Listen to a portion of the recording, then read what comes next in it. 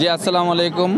হ্যাঁ, আসসালামু আলাইকুম। আমি এস এম ইয়াসিন আলী। এখানে এসেছি জাতীয় সংসদ ভবনে। এখানে আজকে জুলাই বর্ষপূর্তি উপলক্ষে যে ঘোষণাপত্র হয়েছে, এটা দেশের স্বার্থে, দেশের স্বার্থে যেন হয়, দেশ যেন এগিয়ে যেতে পারে, বাংলাদেশে যেন কোনো দুর্নীতি না থাকে, দুর্নীতিমুক্ত বাংলাদেশ যেন গড়ে ওঠে, সেই আশাবাদ ব্যক্ত করব।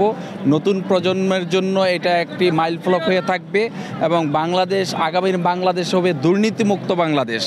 এটাই আমরা আশা করব। এই প্রত্যাশা করেই আমি দেশবাসীকে ধন্যবাদ জানাই যে জুলাই বিপ্লবের এই আজকের এই জুলাই সনদে আমরা সবাই একাত্মতা পোষণ করব এবং দেশকে এগিয়ে নিয়ে যাব। ধন্যবাদ।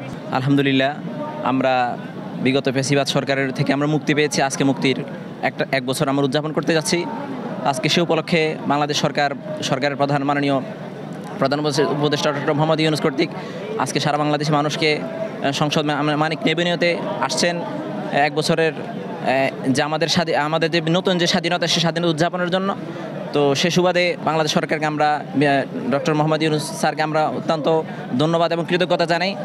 পাশাপাশি আমরা আজকে যে উদ্দেশ্যে আসলে এসেছিলাম, আমাদের জুলাই সনদ কেন্দ্রিক আসলে কী বিষয় হয়, কারণ এই জুলাই সনদই আমাদের পরবর্তী বাংলাদেশে বিনির্মাণের একটা লক্ষ্য। এখান থেকেই আমরা পরবর্তী বাংলাদেশ কীভাবে নির্মাণ করবো, সেখানে আমরা মেসেজটা পেয়ে যাব।